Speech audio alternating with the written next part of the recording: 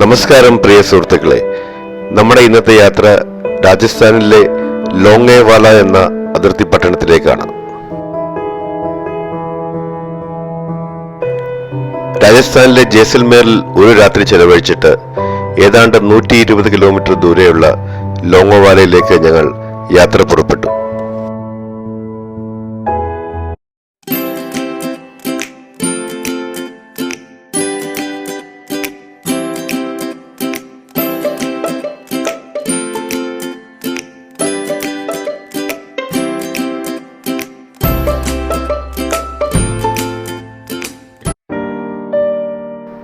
ഇന്ത്യയിലെ ഏറ്റവും വലിയ സംസ്ഥാനങ്ങളിൽ ഒന്നായ രാജസ്ഥാനിലെ ജനസംഖ്യ ഏതാണ്ട് 8.5 കോടിയാണ്. രാജസ്ഥാനിലൂടെ വണ്ടി ഓടിക്കുമ്പോൾ നമ്മൾ കാണുന്ന ഒരു കാഴ്ച വിജനമായ ഈ ഭൂപ്രദേശങ്ങളാണ്. ഒരു ഗ്രാമത്തിൽ നിന്നും മറ്റൊരു ഗ്രാമത്തിലേക്ക് പോകുവാൻ ചിലപ്പോൾ 10-20 കിലോമീറ്റർ യാത്ര ചെയ്യേണ്ടി വരുന്നു.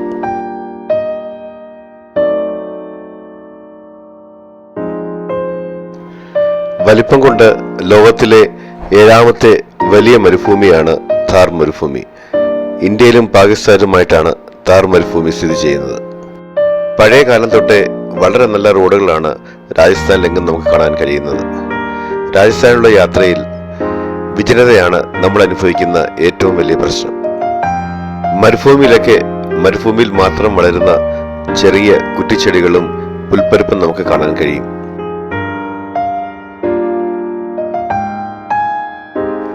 യാത്രയിൽ ഏതാണ്ട് 50 കിലോമീറ്റർ പിന്നിട്ടപ്പോൾ ഞങ്ങൾ ഈ ഒട്ടകക്കൂട്ടത്തെയും അതിനെ മേയ്ക്കുന്ന ഗ്രാമീണനെയും കണ്ടു. അവിടെ ഞങ്ങൾ വണ്ടി നിർത്തി ഇയാളോട് കുറച്ച് സംസാരിക്കണമെന്ന് വിചാരിച്ചു. കുറച്ച് ദൂരെയുള്ള ഒരു ഗ്രാമത്തിൽ നിന്നുമാണ് ഈ ഒട്ടകങ്ങളും ഒട്ടകക്കാരനും വരുന്നത്. തീറ്റ തേടിയും വെള്ളം തേടിയുമുള്ള യാത്രയാണ്. കുറച്ചപ്പുറത്ത് മാറി ഒരു കുളമുണ്ടത്രേ. ആ കുളത്തിൽ വെള്ളം കുടിപ്പിക്കാൻ വേണ്ടി കൊണ്ടുപോവുകയാണ് ഈ ഒട്ടകങ്ങളെ. तो गांव कितना दूर है? कितना बहुत दूर है. आज निकल के ऐसे घूम के आएंगे. वो पूरा आपका है. पानी पिलाने को आए. हाँ ठीक है. थोड़े पानी पिलाओ. हाँ ठीक है.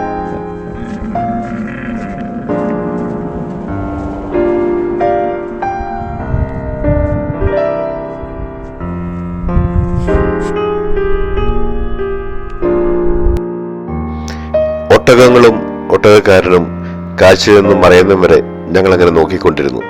അതിനുശേഷം ഞങ്ങൾ ഞങ്ങളുടെ യാത്ര തുടർന്നു.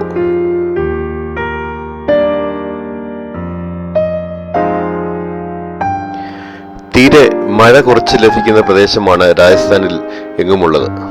എങ്കിലും ഈ അടുത്ത കാലത്ത് കിട്ടുന്ന മഴയൊക്കെ ശേഖരിച്ചിട്ട് റെയിൻ ഹാർവെസ്റ്റിംഗ് പോലുള്ള പദ്ധതികൾ വളരെ വിജയകരമായി നടപ്പാക്കുന്നുണ്ട്.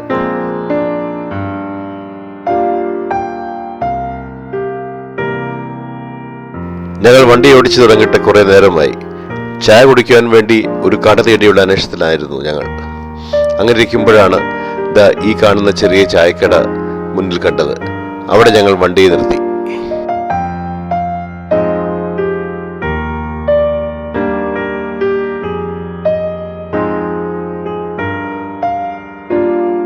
ഒരു ഗ്രാമത്തോട് ചേർന്നുള്ള ചെറിയ ചായക്കടയാണിത്. ആടിനെയും പശുവിനെയും ഒക്കെ സൂക്ഷിക്കാനുള്ള ചെറിയ ഒരു വേലിക്കെട്ട് അവിടെ കാണാം. അതിനപ്പുറത്ത് ഗ്രാമത്തിലെ 5-6 വീടുകൾ.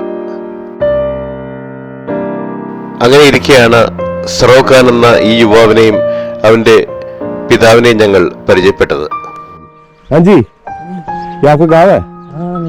आपका गाँव है? नाम क्या है आपका? सरोखा. सरोखा. तो आप गाय भी है, ये भी है, बकरी है, सब कुछ है. ये नहीं है, ऊन नहीं है. ऊँट है. ऊन है. ऊन को कहाँ छोड़ा है? ऊँट तो अभी बाहर छोड़ देता है जंगल में. हाँ, तो पानी कहाँ से? ഈ കാണുന്നത് പുല്ലുകൊണ്ട് മേഞ്ഞ ഒരു ബസ് സ്റ്റോപ്പ് ആണെന്ന് തോന്നുന്നു.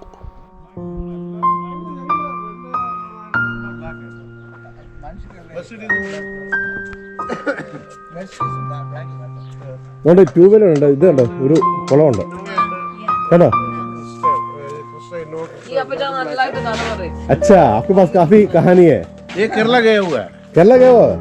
कैसे? गेड़े बकर का धंधा चलाता. व्यापार का बेड़ू का धंधा चलाता पहले. अच्छा. भेड़ू बकरे ओ ट्रक भर ज्यादा ट्रक तो अच्छा ट्रक में बैठ के चला गया था। क्या नाम है आपका? मुबारक खान उमर खान जी, तो अभी गाँव आपके गाँव में ही है, यही इधर ही रहता है। तो गाय आपका है? गाय हमारी। कितना है गाय? गाय होगा लगभग 200। और ये बकरी? बकरी ज्यादा है, हमारा पशु ज्यादा है। पशु ज्यादा है तो इसका दूध आप फिर नहीं, पशु भेड़ बकरी में तो दूध नहीं होता है, हाँ। लेकिन गाय का दूध हाँ ज्यादा। वही तो गाय का आप फिर बेच गाय देता का है। रामगढ़ से आगे जैसलमेर में ज्यादा है। हाँ तो नहीं आप ये इसका दूध बेच देता है ना, तो आपका चारा यही है नहीं, हाँ यही खेती नहीं है। खेती तो है नहीं, पीछे हमारी खेती है नहीं। हाँ वो आगे अपना 10 किलोमीटर ढाणी आई ना अभी हाँ पुल का नीचे, उसमें इस साइड में अपना जीरा वगैरह सब हुआ है। इससे क्या क्या होता है? चने होते हैं और क्या होता है? चिन्ह नहीं, हाँ चिन्ह हो रहा है, लेकिन जीरा है। जीरा, हाँ जीरा जीरा राजस्थान में है, जीरा। इसब है, क्या इसब इसब। वो क्या है? वो छड़ बोलता है ना, छड़ ठंडी होती है ना पीने के लिए, अच्छा हाँ वो बात है। इसब गोल, हाँ इसब गोल, हाँ इसब, हाँ इसब बोलते हैं वो, हाँ इसब बोलते हैं उसको। जो सफेद वाला होता है उससे, हाँ पेड़ वाला हाँ वो होती है। चना भी होता है, गेहूँ भी होता है, सब कुछ है। गेहूं भी होता है। तो पानी कहाँ से आता है? इंदिरा गांधी का नाम पानी और नहर का है नहीं, नहर का कनाल। तो जब नहर नहीं था कोई पानी तो मुश्किल था। पानी कहाँ था? लोग की यहाँ प्यास मरता, पानी नहीं था, लोग प्यास मर मर के ही हैं, ये इलाका मर गया पहले। अभी तो बारिश होना शुरू हो गया ना, अभी तो पानी घना है। इस साल बारिश था, इस साल बारिश हुआ। बारिश भी हो रही। हाँ तो बच्चे क्या कर रहा है? ചായ കുടിച്ചിട്ട് ഞങ്ങൾ യാത്ര പറഞ്ഞിറങ്ങി.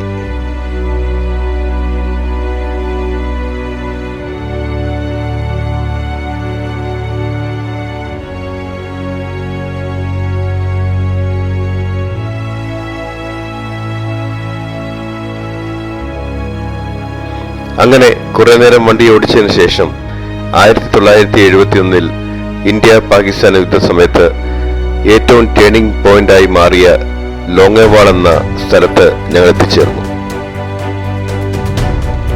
1971 ഡിസംബർ 4 തീയതി രാത്രി വളരെ അപ്രതീക്ഷിതമായിട്ടാണ് പാകിസ്ഥാൻ സൈന്യം ലോങ്ങേവാളിലേക്ക് ഇരച്ചു കയറിയത്. 2021 ഇന്ന് കാണുന്ന ഈ രൂപത്തിൽ ഈ വാർ മെമ്മോറിയൽ പുതുക്കിപ്പണിതത്. പാകിസ്ഥാൻ ആർമിയിൽ നിന്നും പിടിച്ചെടുത്ത വിവിധ ആയുധങ്ങളും പാറ്റൻ ടാങ്കും ഒക്കെ ഇവിടെ ഡിസ്പ്ലേക്കായി വെച്ചിട്ടുണ്ട്.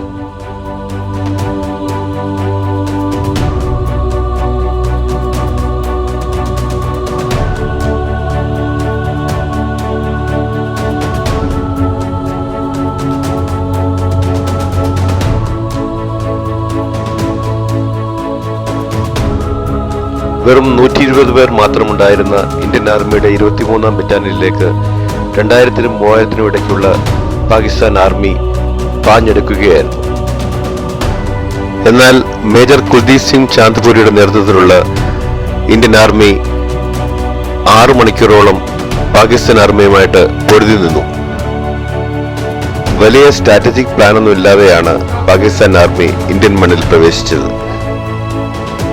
അതുപോലെ ലോങ്ങോവാലയെ പറ്റി പാകിസ്ഥാൻ ആർമിക്ക് വലിയ പിടിപാടുണ്ടായിരുന്നില്ല.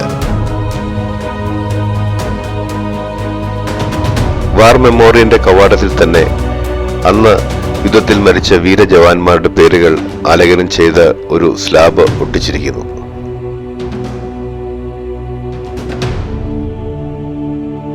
പാകിസ്ഥാൻ ആർമിയിൽ നിന്ന് പിടിച്ചെടുത്ത മിഷൻ ഗണ്ണുകളും മറ്റുമാണ് ഇവിടെ പ്രദർശിപ്പിച്ചിരിക്കുന്നത്.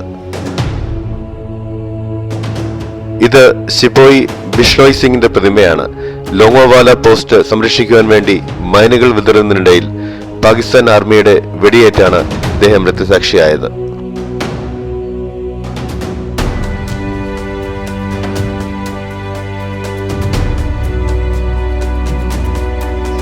ലോങ്ങോവാലയിലെ ഗ്രാമീണർ ഉപയോഗിച്ചുകൊണ്ടിരുന്ന കിണറായിരുന്നു ഇത്. പാകിസ്ഥാൻ ആർമി തോറ്റിട്ട് തിരിച്ചു പോകുമ്പോൾ ഈ കിണറിൽ വിഷം കലക്കിയിട്ടാണ് പോയത്. അതിനുശേഷം ഈ കിണർ ഉപയോഗശൂന്യമായി മാറി.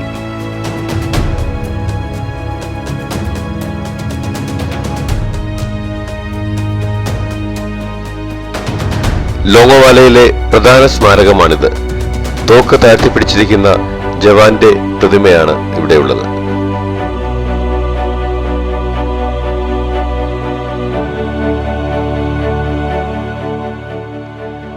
യുദ്ധത്തിൽ പങ്കെടുത്ത ജവാന്മാരുടെ പേരുകൾ ഇവിടുത്തെ ഭിത്തിയിൽ ആലേഖനം ചെയ്തിരിക്കുന്നു.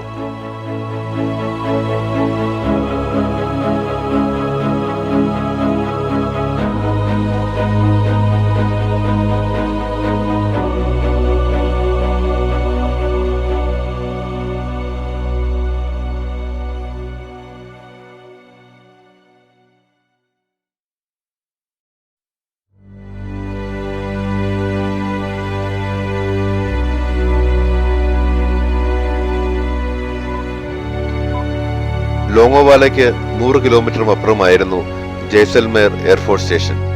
എങ്കിലും നൈറ്റ് വിഷൻ ഇക്വിപ്മെന്റ്സ് ഇല്ലാത്ത വിമാനങ്ങളായിരുന്നു നമുക്കുണ്ടായിരുന്നത്. അതുകൊണ്ട് നേരം വിളക്കുന്നതുവരെ ഒരു കൗണ്ടർ അറ്റാക്കിന് വെയിറ്റ് ചെയ്യേണ്ടി വന്നു.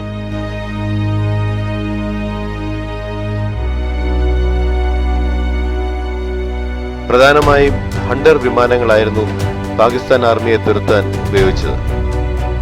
ഈ ഹണ്ടർ വിമാനം പാകിസ്ഥാന്റെ 36 ടാങ്കുകളെ നശിപ്പിച്ച വിമാനമാണ്.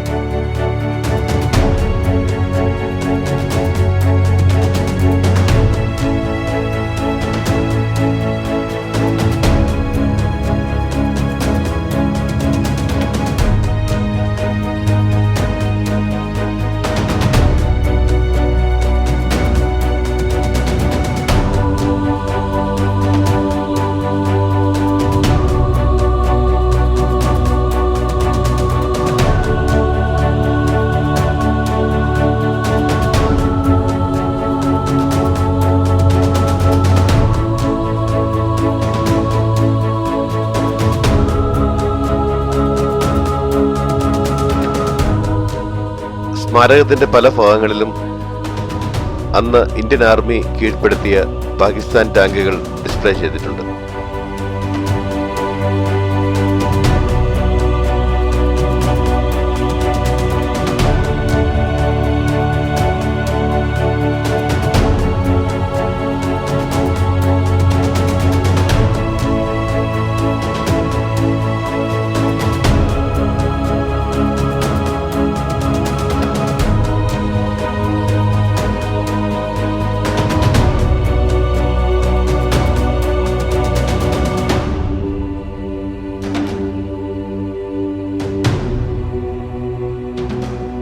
ഈ കാണുന്ന ജീപ്പും ഇന്ത്യൻ ആർമി അന്ന് പാകിസ്ഥാൻ ആർമിയെ തുരത്താൻ ഉപയോഗിച്ചതാണ്.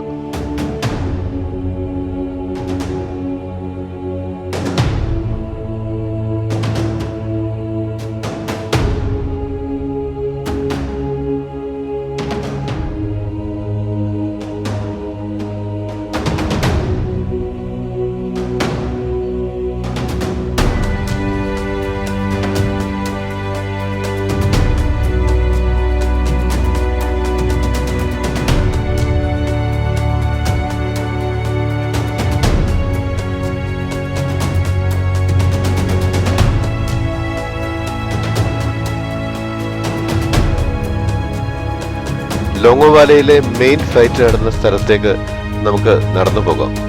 ഞങ്ങൾ കുറെ നേരം ആ വഴിയിലൂടെ മുന്നോട്ട് നടന്നു. കുറച്ചു ദൂരെ ഒരു മരത്തിന്റെ ചുവട്ടിൽ പാകിസ്ഥാൻ ആർമിയിൽ നിന്നും പിടിച്ചെടുത്ത ഒരു പാറ്റൻ ടാങ്ക്.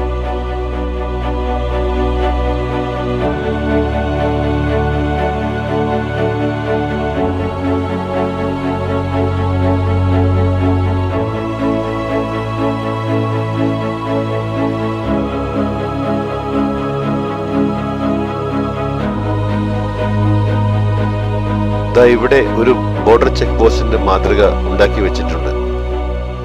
പൊള്ളുന്ന ചൂടിൽ എന്ത് പ്രയാസപ്പെട്ടായിരിക്കും ആർമിയിലെ ഓരോ ജവാനും ഇങ്ങനെയുള്ള ചെക്ക് പോസ്റ്റുകളിൽ കഴിയുന്നത് എന്ന് ഞാൻ ഓർത്തു.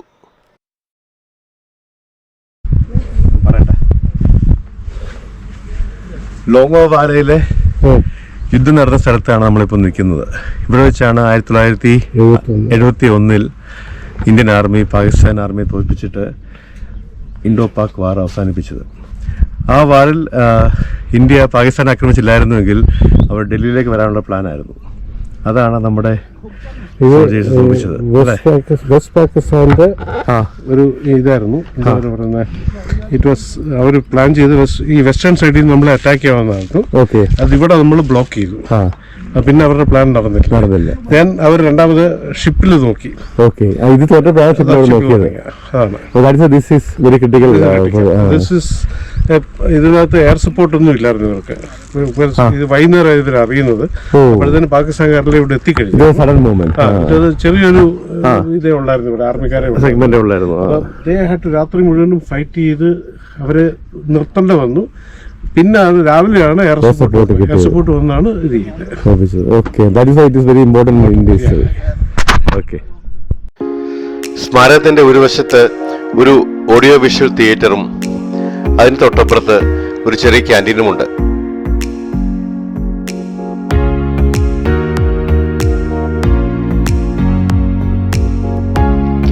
ക്യാൻറ്റീനിൽ നിന്ന് ഞങ്ങൾ ഉച്ചയ്ക്കത്തെ ഭക്ഷണം കഴിച്ചു.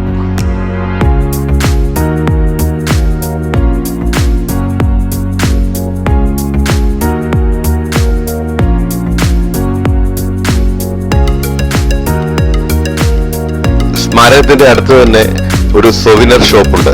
ഈ ഷോപ്പും ആർമിയുടെ നിയന്ത്രണത്തിലാണ്. 1971 ഇന്ത്യയുടെ വിക്ടറി കാണിക്കുന്ന പല കാര്യങ്ങളും ഈ സൊവിനറുകളിലുണ്ട്.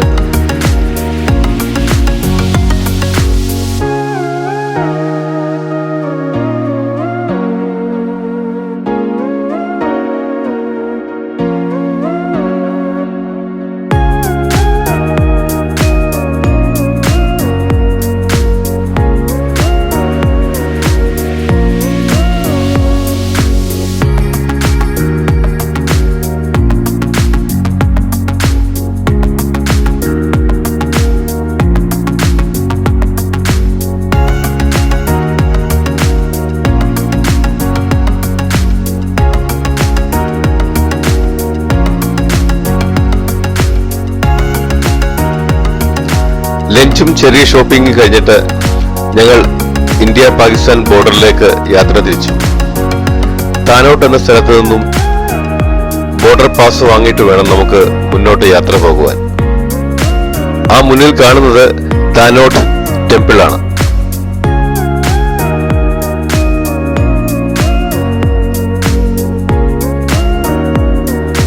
ആർമിയുടെ കയ്യിൽ നിന്നും ഞങ്ങൾ എൻട്രി പാസ് വാങ്ങിച്ചിട്ട് മുന്നോട്ടുള്ള യാത്ര തുടർന്നു.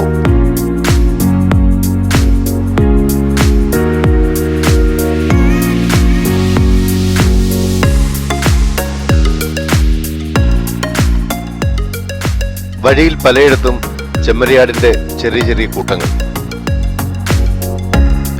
പരിചയമില്ലാത്ത ആൾക്കാരെ കാണുമ്പോഴും അല്ലെങ്കിൽ എന്തെങ്കിലും ത്രെട്ട് അവർക്ക് തോന്നുമ്പോഴും കൂട്ടമായി ഇങ്ങനെ നിൽക്കാറുണ്ട് ഈ ആട്ടിൻകൂട്ടങ്ങൾ.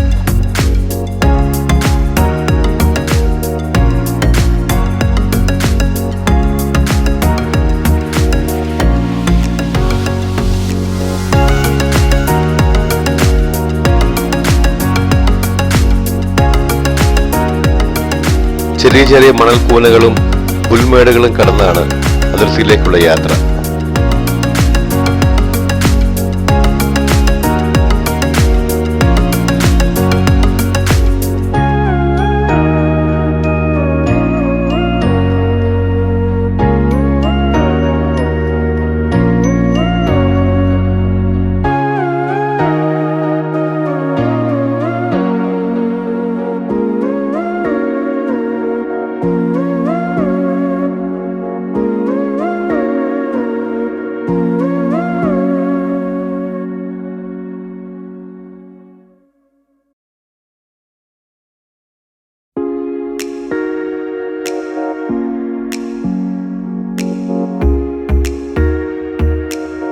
ലോങ്ങോവാലയിൽ നിന്നും ഏതാണ്ട് 1 മണിക്കൂർ യാത്ര ചെയ്തിട്ട് ഞങ്ങൾ ഇന്ത്യ പാകിസ്ഥാൻ ബോർഡറിലെത്തി. ഇനിയുള്ള ചിത്രീകരണം പ്രയാസമായതുകൊണ്ട് ഇവിടെ എൻ്റെ വീഡിയോ അവസാനിക്കുകയാണ്. നന്ദി, നമസ്കാരം.